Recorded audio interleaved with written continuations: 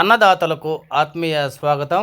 మీరు చూస్తున్న ఈ టమాటా తోట మహారాష్ట్రలోని ఉమర్గావ్ దగ్గర మనకు కలికిరి ప్రాంతానికి చెందిన మన రెడ్డయ్య అనే రైతు సోదరుడు మహారాష్ట్రలో పర్యటిస్తున్నాడు.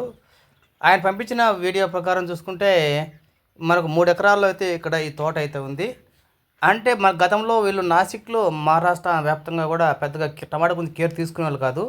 ఈ మధ్య తీసుకుంటే వాళ్ళు కూడా పంటలను బాగా నీట్గా చేస్తున్నారు. వాళ్ళైతే ప్రస్తుతం అయితే మన సింగల్ కట్ అయితే వాడుతున్న చూడొచ్చు. తోటలు కూడా అక్కడ కూడా చాలా బాగా నీట్గా వస్తున్నాయి.